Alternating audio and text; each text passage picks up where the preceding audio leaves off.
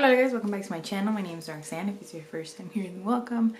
I have been doing a pretty good job this year of not buying too many books to prioritize the books that I own, and I've been doing a good job of that. I think I'm down to about 85 physical books that I haven't read, and I think perhaps at the beginning of the year or maybe at the end of last year I was at like 100 and something. I did get rid of a few when I moved, but I've mostly just been trying to read the ones that I have, and so I don't have. That's why it's taken me so long to really compile enough books to make a worthwhile book haul, because a lot of these have been gifted to me or sent by publishers or things like that. There's a few that I bought myself, but for the most part I've been trying to be really good and not buy books. So finally I do kind of have a good number of books to talk about, so let's get right into it. This one I got recently, and it is Of Women and Salt by Gabriela Garcia. This is coming out in April of 2021. It's an art that was given to me by Flatiron Books, so thank you to them. And this is a multi-generational immigration story set in Cuba and in the United States, I believe, and it sounds really good and interesting. The cover. Why does Galileo always want to go to the bathroom when I'm filming? So that's one that I'm really excited to get to at some point. If I can make some time for it now. We're currently in the middle of Latinx Heritage Month. I certainly will. But if not, it'll be a great thing to read and suggest for next year. Then I got A People's History of the United States by Howard Zinn. I know this was republished back in like the early 2000s, perhaps.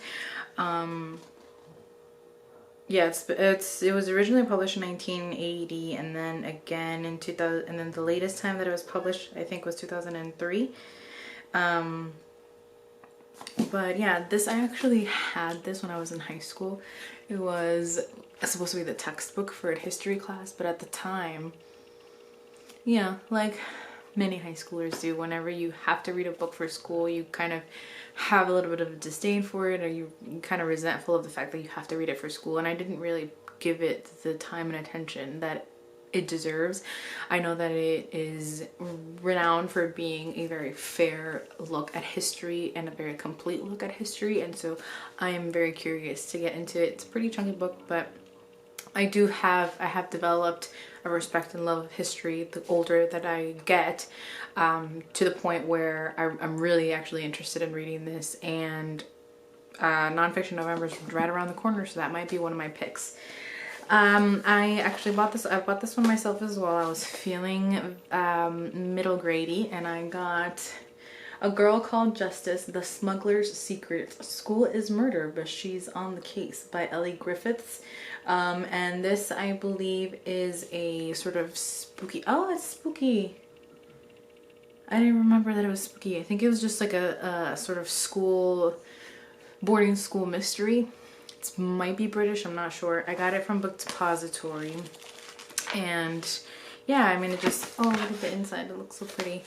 Yeah, I was feeling kind of middle grady, and it looks and sounds really cute, so I might pick this up towards the end of October. I think it's just like a mystery set in a school. Then I along with a few other Bookstagrammers, many of which I will feature in my Latinx Heritage vlog. I went through the pages, I went through the Instagram pages that I follow, and I featured a lot of Latinx Instagrammers and Bookstagrammers, and a lot of the women on there are part of this like book exchange, book meetup thing that happens in New York. And because of COVID, this was my first time participating, and it was sort of a virtual one that was done. And so we exchanged books, and then there was like a Zoom meetup where everybody opened their books and their little goodies. And what I got was A Fiebre Tropical by Juliana Delgado Lopera. And this is a YA LGBTQ plus novel. I don't know much about it besides that, but I've been trying to read more Latinx. I've been trying to read, I always try to read more diversely, obviously, and this one was getting some really good reviews. And I think it's a story, I think it might be an immigration story as well. And yeah, that's kind of all I know about it. That's all I wanted to know about it before I go into it. But yeah, it's a really beautiful, interesting, kind of simplistic cover that caught my eye. And then when I found out what it was about, I really knew that I wanted to have a copy. Then I won this one in a Goodreads giveaway, and it is The Undocumented Americans by Carla Cornejo Villavicencio. And this, I believe, is essays. It is, yeah, she's one of the first undocumented immigrants to graduate from Harvard. Yeah, it looks like it's just a memoir of being undocumented in the United States, and I had been seeing it everywhere on Instagram, and I saw that they were doing a giveaway for it, and I entered, and I won. This one I got at the beginning of this year. I just haven't had a chance to get into it yet. It was given to me by the publisher St. Martin's Press, and this is Frida in America, The Creative Awakening of a Great Artist by Celia Starr. And this is basically about exactly what the title suggests. It's about Frida's time in the United States, and the way that her art developed and the turns that her life took while she was here with her husband. And I love Frida as an artist, as a woman, as someone to really look up to. I've always been very fascinated by her life and her story, and when I was offered that, I knew immediately that I wanted it. So then I was given this as a gift, very thoughtful and nice gift, and it is called Puerto Rico, an interpretive history from pre-Columbian times to 1900 by Olga Jimenez de Wagenheim. This is a kind of academic look at the history of Puerto Rico, exactly from the times that it mentions. Here he goes again. Good Lord. I was reading this book on my last day at the bookstore, and someone bought it for me so that I could have it and finish reading it. So yeah, I got that. I haven't I haven't picked it up again, but I certainly will. Then one that I've already read, the next 3 I have already read. This one was You Had Me at Hola by Alexis Daria. This was one of my suggestions for Latinx Heritage Month. I read this a couple months ago, and it was cute, it was sweet. It's a romance between 2 actors who are Latinx, and yeah, it was a fun read.